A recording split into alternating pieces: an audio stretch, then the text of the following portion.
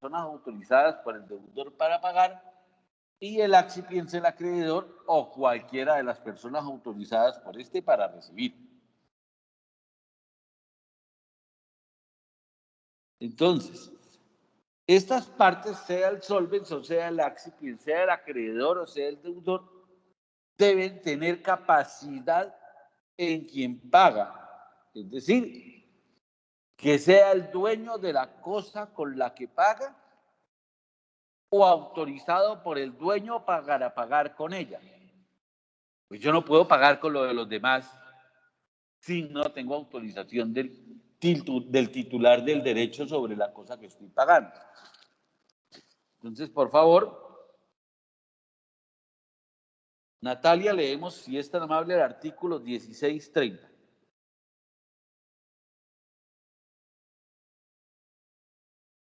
Profe, el 1630. Sí, por favor.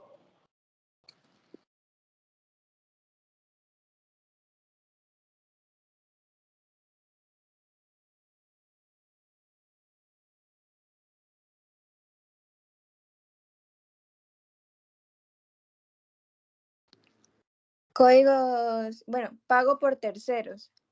Puede pagar por el deudor cualquier persona a nombre de él, aun sin su conocimiento o contra de su voluntad y aun a pesar del acreedor. Pero si la obligación es de hacer y si para la obra de que se trata se ha tomado en consideración la aptitud o talento del deudor, no podrá ejecutarse la obra por otra persona contra la voluntad del acreedor. Entonces, para colocarles un ejemplo sencillo, vamos a suponer que ustedes tienen una tarjeta de crédito y el banco coge a llamar a su casa, tingui, tingui, tingui, llame, llame, llame, y su papá escucha la llamada. Pues él, sin pedirle permiso a usted, va al banco y dice, hola, dice, voy a pagar en nombre de él, de mi hijo o de mi hija. ¿Ese pago es válido? Claro que sí. ¿El acreedor puede rechazar el pago? Claro que no, salvo cuando se trate de obligaciones intuito persona, en las cuales, pues, o por una prestación de hacer, como yo les decía, no es simplemente ir a dejar una suma de dinero, sino entregar una obra, entregar un cuadro, desarrollar un jardín, entregar un diseño, cualquiera de esos ítems que harían que fuese directamente el acreedor, el deudor quien pague.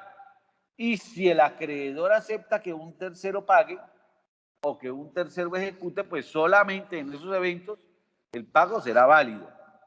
Hablando, vuelvo y repito, de capacidad de pagar o de capacidad de cumplir. Es lo mismo que ocurre, o es la misma crítica que yo hago frente al contrato de mandato. Cuando los jueces a ustedes se les cruzan audiencias, pues todos sabemos que ningún ser humano, excepto Dios, tiene el don de la ubicuidad. A nadie, ni siquiera el presidente de los países más arrechos del mundo, tiene el don de la ubicuidad.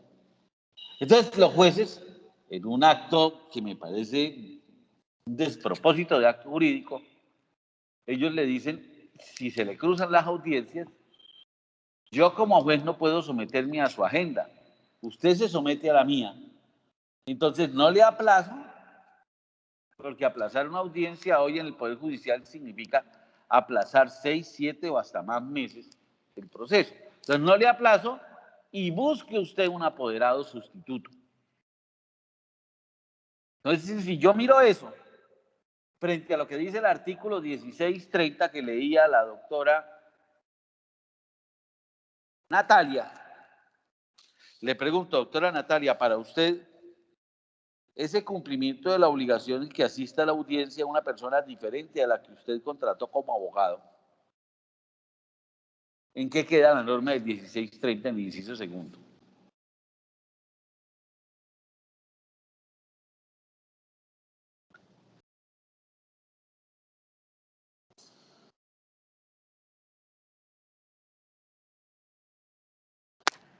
Natalia.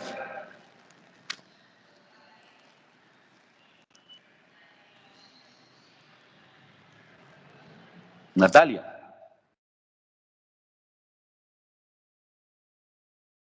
Eso es lo que hace imposible dictar las clases virtuales. Pues contesto yo. Pues conforme a lo que la doctora Natalia leía, pues no hay pago. Porque el pago lo tiene que hacer ¿quién? El deudor que se obligó a pagar, salvo que el acreedor acepta que un tercero le cumpla. Entonces, en ese acto de sustitución, pues el acreedor, que es el mandante, tendrá que tener en cuenta o tendrá que aceptar que el cumplimiento de esa obligación la ejecute un tercero. Y lo mismo ocurre con el deudor, con el acreedor, perdón, es decir, con quien recibe. Quien recibe el pago deberá tener la libre administración de los bienes, es decir, deberá tener capacidad para recibir, no solamente que sea mayor de 18 años y que no sea bobo, sino que efectivamente tenga el atributo, que el bien o el crédito que le están pagando no se encuentre embargado. Carol, por favor, nos lee el artículo 1634.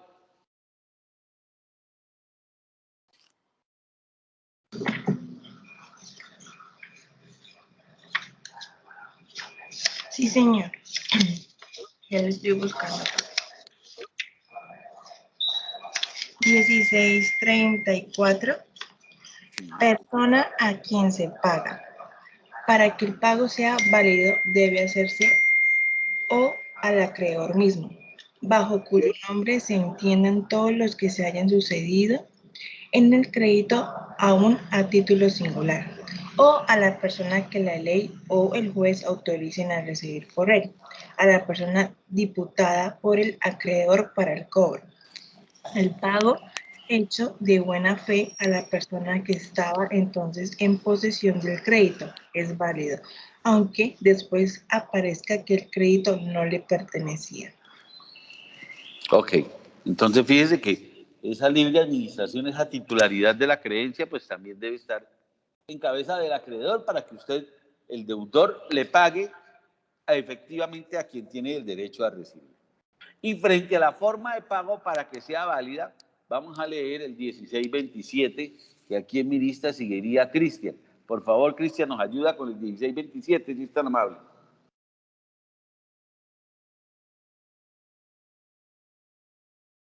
Sí, señor, permítame un momento.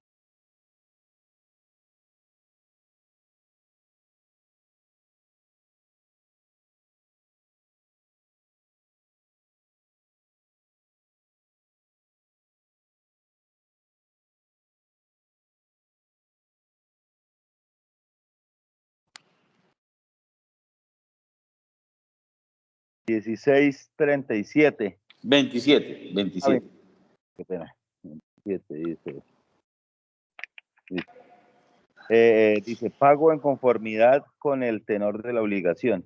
El pago se hará bajo todos los respectos en conformidad al tenor de la obligación, sin perjuicio de lo que en los casos especiales la ley. El acreedor no podrá ser obligado a recibir otra cosa que lo que se deba, ni aún pretexto de ser igual o mayor valor.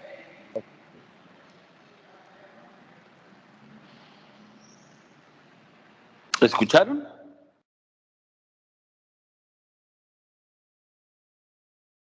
Más o menos. Yo tengo una duda. Sí. En el artículo 1634 dice que el pago será válido aunque, o sea, o sea, si usted realiza el pago, o sea, me entra la duda de que si, por ejemplo, yo hago la transferencia del pago de mi obligación, o sea, yo debo 34 millones y yo transfiero el dinero, pero por error mando el dinero a otra cuenta, yo puedo decir, no, yo pagué, pero me equivoqué. Puedo... No hizo el pago. No hizo ¿No es el el pago? pago. No, Ah, consignó a órdenes de otra persona. ok. O sea, habría que demandar al titular de esa cuenta si no devuelve el dinero en un proceso de enriquecimiento sin causa o un proceso de responsabilidad civil, a efectos de que devuelva indexada la plata, porque él sabe que esa plata no era para su cuenta. Entonces, esta norma que acaba de leer Cristian, ¿sí me están escuchando bien o no? Sí, señor.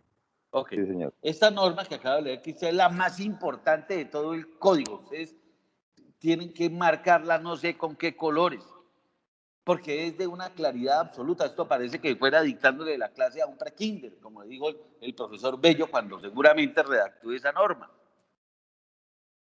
Para que el pago sea válido, debe hacerse conforme al tenor literal de la obligación. Punto. No lo piensen dos ni media vez. Si hay que entregar una silla azul, no puede entregarse una silla morada.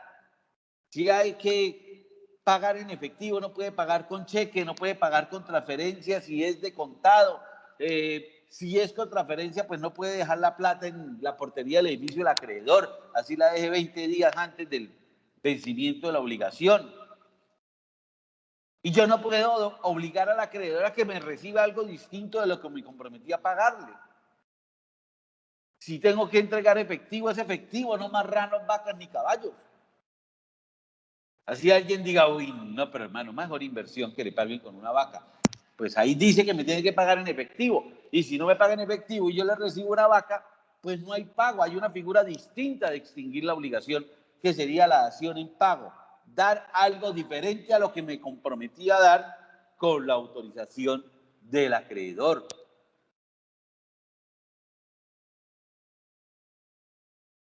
Y por eso ahorita en épocas de pandemia, que ya supuestamente dicen aquí los brujos colombianos, que se está acabando, había que ser más exacto con el cumplimiento de la obligación. Entonces, les pongo un ejemplo. ¿Ustedes están en consultorio jurídico o no? No, no, señor. Ok. Entonces, yo estoy de asesor allá.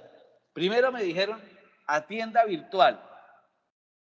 A partir del día en que la universidad abrió y que todos los profesores estamos viniendo a 10 clases, como le dije ayer a la doctora Jacqueline, a dictarle a 30 sillas y 12 imágenes que aparecen en el computador, en el celular. Usted a mí me dijo, como le dije yo allá, que era presencial. Entonces yo tengo que atenderlos a los que van allá al consultorio. Y a los que me llamen por teléfono, pues no los atiendo. ¿Por qué? Porque era presencial. ¿A qué estoy haciendo referencia? A que cómo debo yo cumplir como yo me comprometí. Si ustedes matricularon el semestre, ¿cómo lo llaman? Presencial, pues les toca venir porque lo matricularon presencial. El que lo matriculó virtual, pues él cumple con las imágenes a la foto que aparece acá. No sé si esté poniéndome cuidado o no, pero si me dijeran, ahorita tiene que calificar a alguno, pues la doctora Natalia acaba cero. Seguramente que cuando le pregunté el micrófono se le dañó, el celular se le cayó, el internet se murió, bueno, todas esas cosas que hoy en día funcionan como causales de justificación. Pero, ¿qué pasa? De esa forma uno cumple. Y todo lo tienen que manejar así. Si usted compra la silla número 34 para ir al estadio el sábado a ver perder otra vez al Atlético Bucaramanga, pues tiene derecho a sentarse en esa, no en la 35, ni en la 37, ni en la 40. Que está ocupada, pues si usted le vendió la 34, vaya, llame a un policía y le diga, por favor, pare, señor. ¿Por qué? Porque es que yo compré la 34, no compré la 35. Sí, pero es que da lo mismo. Pues puede para que usted da lo mismo, pero es que yo fui y le escogí. Es que ese es el problema de nosotros los colombianos, que pensamos que todo da lo mismo. No. Yo tengo que cumplir con A, es con A, no es con B, ni con C, ni con D. Entonces, por eso les digo que es la norma más importante, pero no la pueden ustedes interpretar solamente para obligaciones en dinero. Es para todo tipo de obligación. El deber fidelidad en el contrato de matrimonio. A usted no le dicen, usted tiene derecho a ser infiel. No, tiene que ser fiel. Es que yo traté de ser todo lo fiel después de 40 años de casado, le puse los cachos a la señora, pero fueron unos cachos pingos. Salí 3 veces con la vieja. A usted no le están diciendo que podía dársele vacación al deber de fidelidad, amigo. Usted tenía que ser fiel y no fue fiel. ¿Cumplió? No. se escachó por un segundo. ¿Cumplió? No, no cumplió.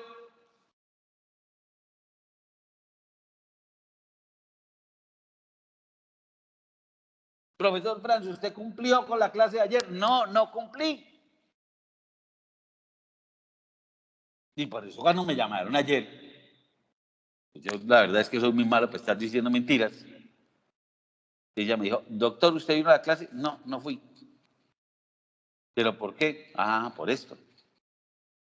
Listo, puede que esa excusa no valga. No, no vale, no debe valer. Pero no fui, no cumplí. Así como si yo tomara lista, el que llegó tarde, pues no cumplió. Ah, no, es que el bus me dejó, el agua me cayó, el vino, no me importa, no cumplió. Usted tenía que llegar a las 8, no era a las 8:05, ni a las 8:10, ni a las 8:20. Entonces, a eso es que los quiero invitar a que cuando nosotros hablamos que alguien cumplió, que alguien no cumplió, pues miramos el margen del compromiso. Entonces, en la medida en que ustedes en el derecho redacten las obligaciones de una forma más cerrada, como les dije el primer día, que no le permitan pensar a su contraparte, pues no habrá duda frente al cumplimiento. Es que yo tenía que pagar el 5 de septiembre y hoy es 6. Me atrasé un día. ¿Cumplió? No, no cumplió. Pero, joder, madre, ¿cómo me va a reportar por un día? No cumplió. Entonces, por eso les digo, uno debe cerrar las obligaciones, evitar que el deudor piense. En el derecho, quien debe pensar es quien tiene el derecho, no quien lo debe. Y si yo tengo el derecho, a mí me cumplen como yo quiera que me cumplan. Y para asegurar que usted me cumpla como yo quiera que me cumplan, pues es muy sencillo, pues debo colocarlo en mi negocio. Entonces, esos son los tres pilares fundamentales del pago. Ahora estudiemos lo que es el solvens o deudor. Entonces, es quien paga. Y a título de principio, como lo leía la doctora Natalia, cualquier persona puede pagar la deuda de otro, salvo que sea un contrato, pues, intuito persona, donde no puede cumplir la carga ninguna persona en nombre del deudor.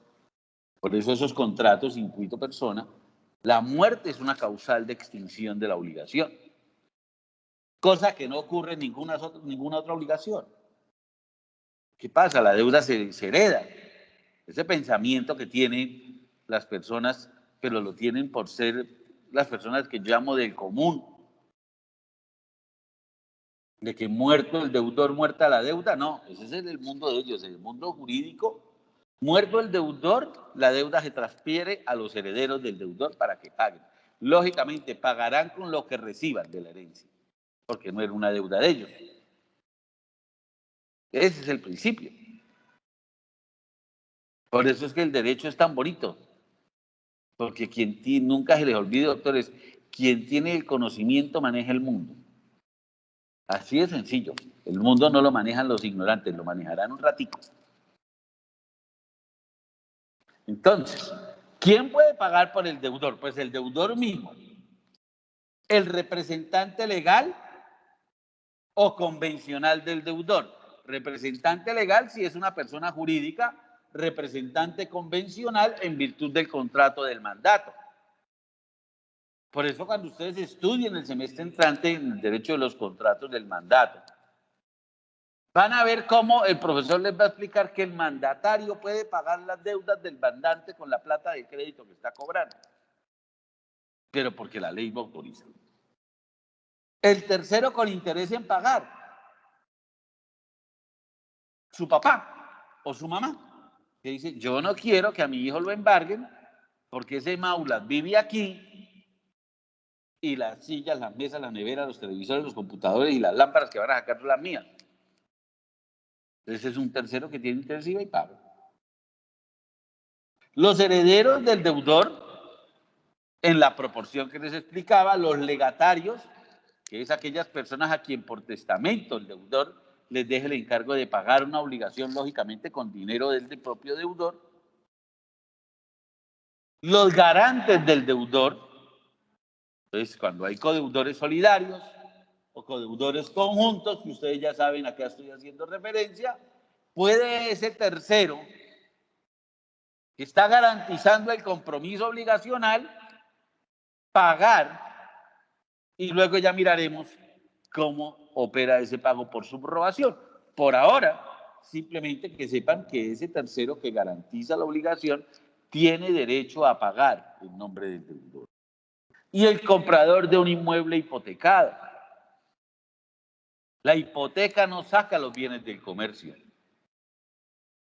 Al no sacar los bienes del comercio es válido el pago que realiza quien compra con hipoteca. ¿Por qué? Porque como ustedes ya lo vieron en su clase de bienes, me imagino, quien compra con hipoteca, el acreedor hipotecario tiene el derecho o el jus preferendi y el jus persiguiente. Es decir, el acreedor de una deuda con hipoteca puede perseguir el bien en manos de quien esté. Entonces, por eso quien compra un bien hipotecado, pues sabe que el bien está hipotecado, sabe que sobre él hay una obligación y asume su propio riesgo, es decir, asume el compromiso de pagar esa obligación que en principio no le correspondía, pero que el bien que él está comprando está garantizando su pago. Ese pago pues se hará conforme al tenor literal, ya lo vimos. Y puede pagar por el deudor cualquier tercero, ojo con esto, sin conocimiento o contra la voluntad tanto del deudor como del acreedor. Ya lo leía la doctora Natalia cuando nos leyó el 1630. Pero si paga sin consentimiento del deudor, no tendrá derecho a pedir la subrogación de lo que pagó, sino únicamente el reembolso de lo pagado. Leamos el artículo, por favor, 1631 y le concedemos el uso de la palabra para la lectura a la doctora Dana.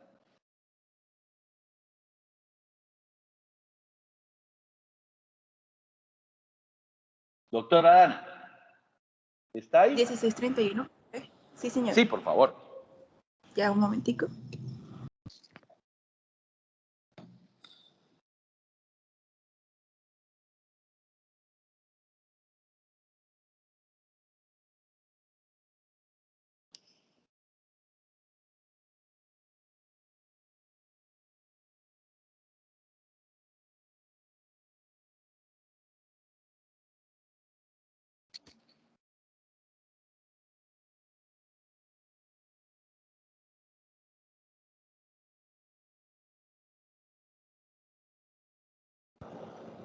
Artículo 1631.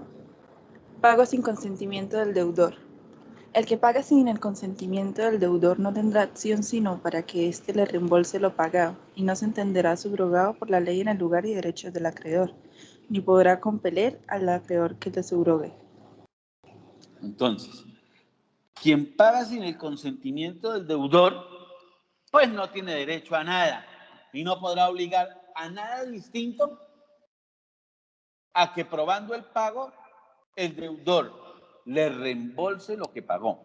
¿Y ese reembolso qué significa? Pues es sencillo. Usted va al banco y le dice, yo vengo a pagar en nombre de mi hijo. ¿Cuánto debe él? Debe 10 millones de pesos.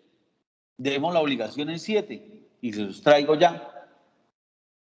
Entonces, en esa acción de reembolso, pues no podrá ese tercero que pagó ir a cobrar los 10, sino solamente le podrá cobrar al deudor el valor que efectivamente le pagó al acreedor. Ahora, pero una cosa es pagar sin el consentimiento y otra cosa es pagar contra la voluntad del deudor. Veamos ahora, por favor, Dana, ya que usted tiene ahí el código abierto en ese artículo, el 1632, si es tan amable. Sí, señor profe. 1632. Pago contra la voluntad del deudor. El que paga contra la voluntad del deudor no tiene derecho para que el deudor le reembolse lo pagado, a no ser que el acreedor le sea voluntariamente su acción. Entonces, fíjese que si el tercero paga sin el consentimiento, solamente podrá exigir el reembolso. Pero si paga contra la voluntad, no podrá exigir ni siquiera el reembolso. No podrá exigir absolutamente nada, salvo que el acreedor decida cederle el crédito al tercero que pagó. Pero tampoco podrá obligarlo a que se lo ceda. Será un acto voluntario del acreedor. ¿Sí es clara la diferencia entre las dos figuras? Doctor, sí, pero entonces mi pregunta es la siguiente. Eso, ¿cómo, un ejemplo, o sea, cómo se da realmente el pago en contra? Porque, pues, por lo general No, no pues, digamos. pero es que el problema ahí es probar la contrariedad. Sí, porque eso Generalmente todo queda en el primer escenario. Al acreedor, y perdónenme la expresión, especialmente las damas, le importa un bledo quién le paga. Al acreedor lo que le importa es que le paguen. El problema es del tercero que paga. ¿Por qué? Porque si a él se le expresó, ese es un escenario irreal, que yo le escriba, señor Cristian, yo le agradezco que usted quiere pagar mi obligación, pero se lo prohíbo, no acepto, sería contra mi voluntad de pago. Y usted a sabiendas de eso paga, pues no tendrá derecho a nada, salvo que el acreedor le cede el crédito.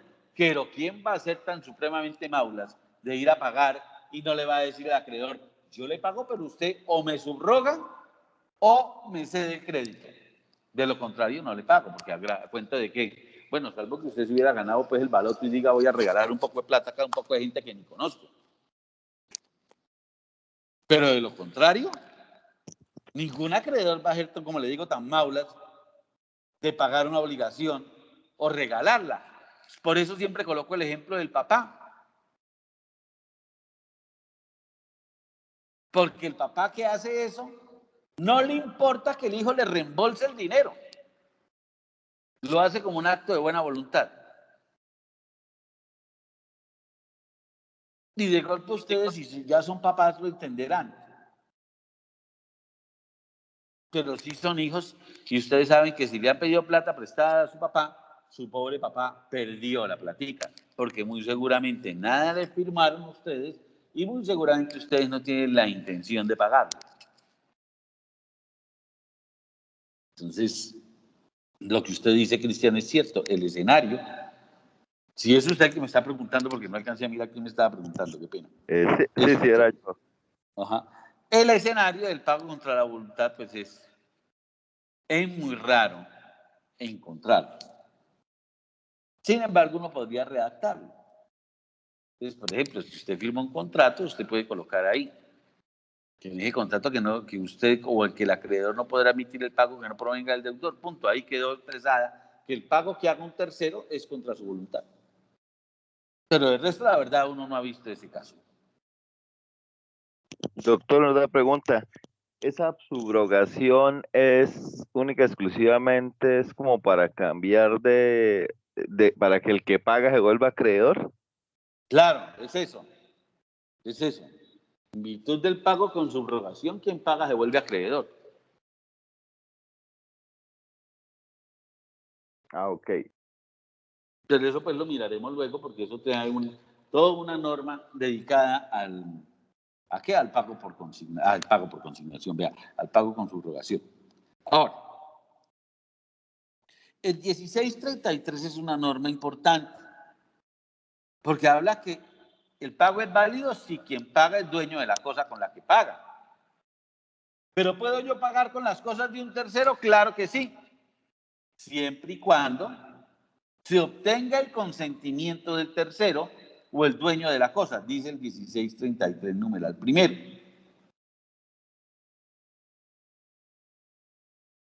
Pero no será nunca válido el pago que hace una persona que no tiene la facultad de enajenar. Es decir, si yo pago la obligación de un tercero, o pago mi propia obligación, pero con cosas de un tercero y no tengo la facultad para enajenarla, pues ese pago no es válido. Y ustedes se preguntarán, pues madre, ¿yo cómo hago para saber si tiene la facultad de enajenarla? Acuérdense que ustedes estudian Derecho, ¿no? En el Derecho tenemos que ser un poquito más diligentes que el normal de las personas. Entonces, si yo le voy a pagar a una persona que no es el deudor, pues le digo, muéstrame a ver qué papel tiene usted para recibirme. Porque sé que si le pago a quien no es el deudor, de golpe pierdo el pago. Y por eso ese aforismo popular de que quien paga mal paga dos veces, ¿basado en qué? En el 1627 que leímos hoy. Dice, el pago se hará conforme al tenor literal de la obligación. ¿A quién tengo que pagarle? A ese banco, no a otro.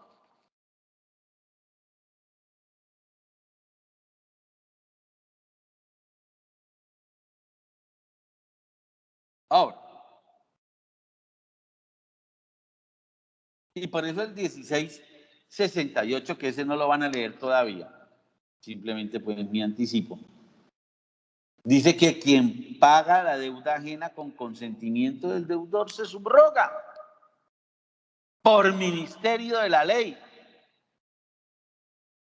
No necesito que nadie me firme nada, simplemente yo demuestro que pagué y fue con el consentimiento, porque si no fue con el consentimiento, pues tienen que probarlo. ¿Quién? Es la otra persona que no fue con el consentimiento.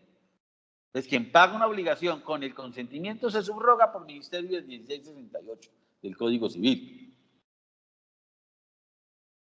Y eso no tiene digamos que ninguna duda.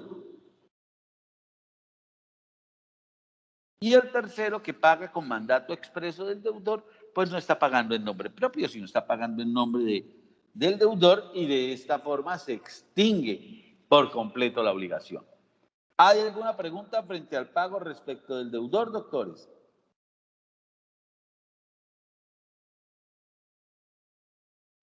Doctor, frente al pago con consentimiento del deudor, sí, en ese caso ya el que pagó al tercero no tiene ningún derecho de reclamar la obligación, ¿no? ¿Cómo así? O sea, es que el pago con consentimiento del deudor, o sea, el tercero paga con la voluntad del Sí, deudor. sí. El Entonces tercero ahí ya paga con la voluntad del deudor, se entiende que pagó en nombre de él. entonces allá él no puede reclamarle al No deudor. podría reclamar. Exacto, por eso uno tiene que saberla hacer. O sea, ustedes dirán, pero esta mucha clase bien estúpida, ¿esto dónde ocurre? No, claro que ocurre muchísimas veces. Suponga que usted quiere hacerse a una casa. Vamos a suponer que usted tiene una plata porque le fue muy bien en su ejercicio profesional y usted dice, no, hermano, yo me quiero ir a Ruitoque.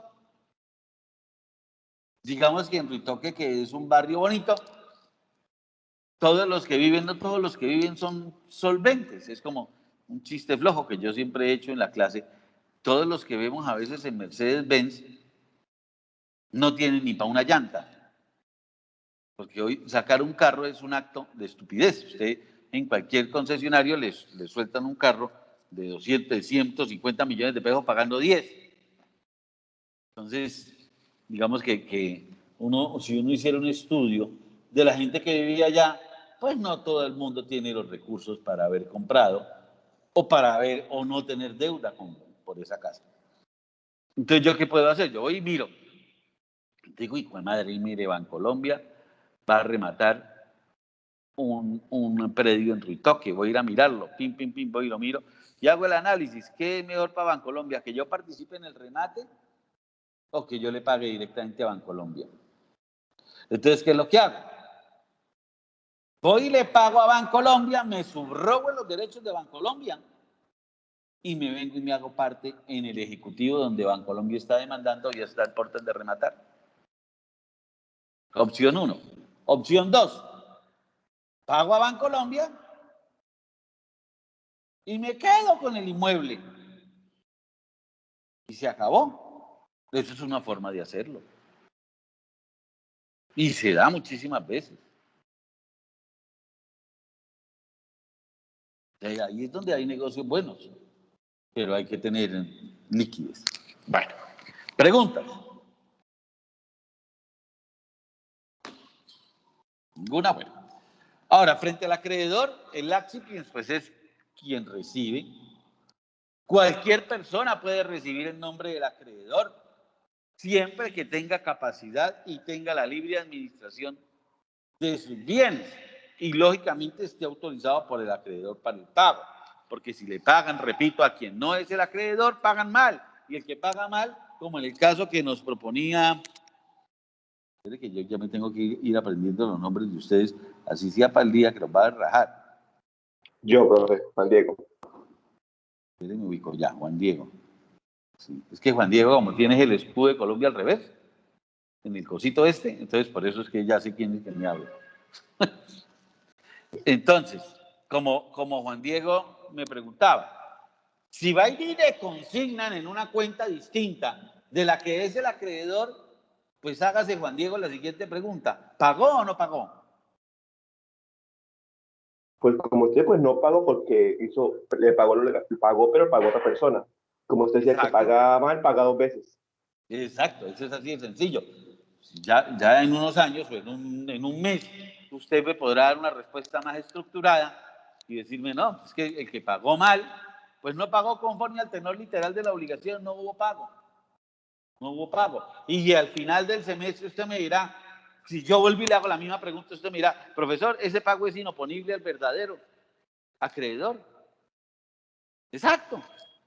Entonces, bueno, hay que pagarle al acreedor o al heredero del acreedor, si el acreedor fallece, o al legatario del acreedor, aquel tercero que por testamento se le asigna el derecho a cobrar la deuda, o al cesionario del crédito, que la cesión es una figura que se utiliza mucho en Colombia, que es los derechos, vale la pena decirlo desde ahora, los derechos inmateriales se ceden, lo que es material se vende. Yo a usted no le puedo vender una acción, le cedo a título de venta una acción, le cedo a título de venta un contrato, le cedo a título de venta un crédito. ¿Por qué? Porque son asuntos inmateriales. Entonces, ¿yo puedo ceder un crédito? Sí, como acreedor. Juan Diego me debe 5 millones de pesos. Yo lo puedo ceder por cualquier circunstancia. Le cedo el crédito a la doctora Carol porque yo le debo a ella. O le cedo el crédito a la doctora Carol porque le pido el favor, porque me van a embargar. Por cualquiera de esas circunstancias. Que la sesión fue simulada. Bueno, eso ya será una cosa que lo miraremos terminando el semestre, perdón, cuando hablemos de las ineficacias. Cuénteme, ¿quién me habla? Una pregunta. Entonces, por ejemplo, pues yo he escuchado casos, de qué tan cierto sea, ¿no? Pero Silvia, hábleme un poquito más duro que no lo escucho. que he escuchado casos de personas que como fiadores les hacen el cobro. Entonces, por ejemplo, yo compré una moto y usted me fió, ¿sí? Entonces, yo no estoy pagando la moto, pero a usted sí se la están cobrando, pero tampoco. Entonces, bueno, listo, yo pago la moto, pero entrégueme la moto a mí. El concesionario no tiene la capacidad de quitarme la moto a mí y entregársela al fiador. O sea, ¿no se podría hacer lo mismo como ceder el crédito? Pero de quién, claro, la moto está en garantía al concesionario. Sí, claro, pero no, Claro, yo puedo perfectamente, usted puede, como tercero, garante o codeudor de la obligación, pagar, y si quiere, venga, me anticipo de una vez para darle la respuesta, porque seguramente que muchos de ustedes están haciendo la misma pregunta. Doctora Silvia, léase por favor el artículo 1668, que tiene como 6 numerales, pero son corticos.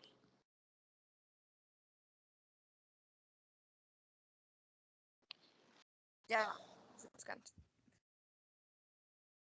Profe, qué pena, ¿qué artículo? 1668.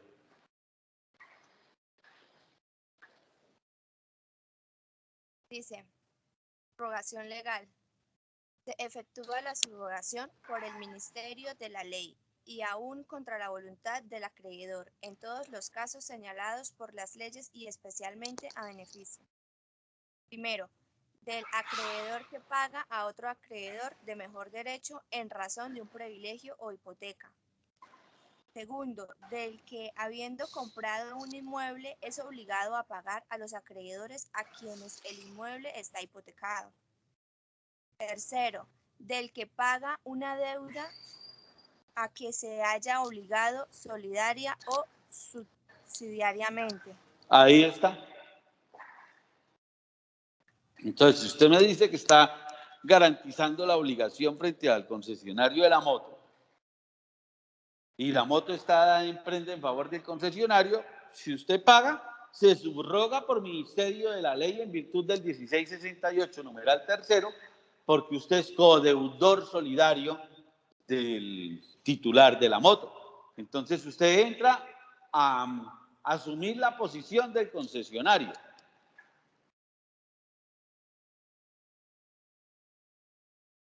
Profe, y en los casos que de pronto no es directamente con, porque es que muchas empresas lo hacen, entonces por ejemplo usted hace un crédito para comprar un artículo en Yamaha, pero la financiación no la hace Yamaha, la hacen por medio de otra entidad que es la Claro, que hace el dinero. pero También, claro, también lo importante es que a la persona que usted le va a pagar como tercero garante sea quien efectivamente tiene la garantía.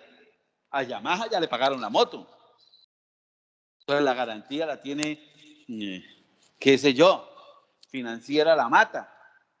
Entonces usted le paga a esa Financiera La Mata para que ésta realice o opere efectivamente la subrogación. Porque cuando usted se subroga en ese crédito es para que usted entre y asuma la posición del acreedor, ojo, con los mismos privilegios y garantías que él tenía.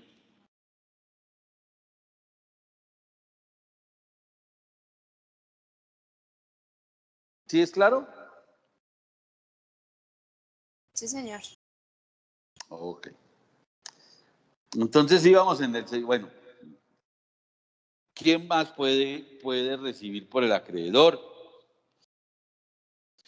El subrogado del crédito, que ya les acabé pues, de explicar. El representante legal o convencional del acreedor. El apoderado, ojo, con facultad para recibir. La facultad para recibir en virtud de un contrato de mandato es expresa, no se presume o no se encuentra incluida por disposición de la ley en el contenido del contrato de mandato. El recaudador fiscal y el albacea. Digamos que ellos, el recaudador fiscal o cualquier persona pues, que embargue un crédito, pues sabe que no puede pagarle al acreedor, sino hay que pagarle al juez o en la cuenta de depósitos judiciales.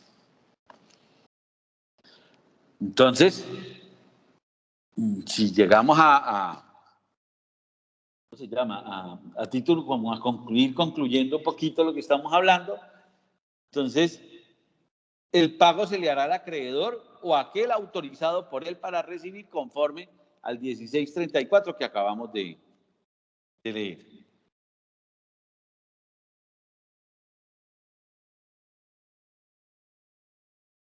El pago a persona diferente no autorizada es válido si el acreedor la ratifica. Y el acto de ratificación es un acto posterior en virtud de cual quien tiene el derecho lo ratifica en forma expresa, es decir, escribiendo en un documento que ratifica ese acto o que lo tiene como suyo, o simplemente lo hace en forma tácita, en este caso devolviendo el documento donde conste el crédito. Ahí quedaría pues ratificado. Porque el pago que se hace a quien no tiene la libre administración de los bienes, el pago que se hace a quien tiene embargadas unas acciones o embargado cualquier bien, pues será nulo. Completamente nulo. ¿Por qué? Porque, por ejemplo, en el caso del embargo, los bienes están por fuera del comercio. Y así lo establece el 1634, numeral 2. Igual ocurre si el acreedor se encuentra en estado de insolvencia bajo la modalidad de liquidación, pues no puede pagársele directamente al acreedor en insolvencia, sino a través del liquidador. Y quien está facultado para recibir, pues no podrá disponer o decidir sobre las condiciones del pago. Simplemente hará las veces de mensajero y recibe la plata. Nada que rebaje, nada que no, es que no tiene la facultad.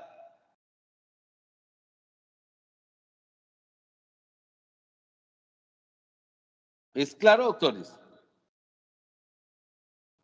Sí, señor. ¿Alguna Sí, señor. pregunta? No. ¿Duda? ¿No? Ok. Entonces dejamos acá para no meterles más lo que era. Vayan leyendo, como les he dicho, la parte del pago que ya está ahí en el aula virtual. Yo este fin de semana reviso pues ¿cómo le fue en el examen? ¿Cómo se sintieron? Yo la verdad no los he visto.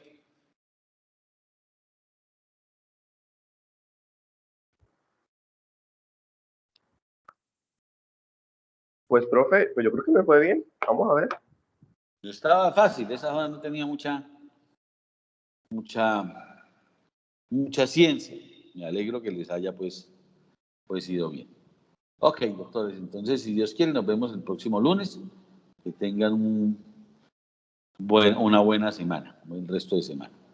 ¿Listo? Listo, profe. Hasta luego. Que le Ok, vaya bien. suerte, que estén bien. Chao, chao. Chao. Gracias.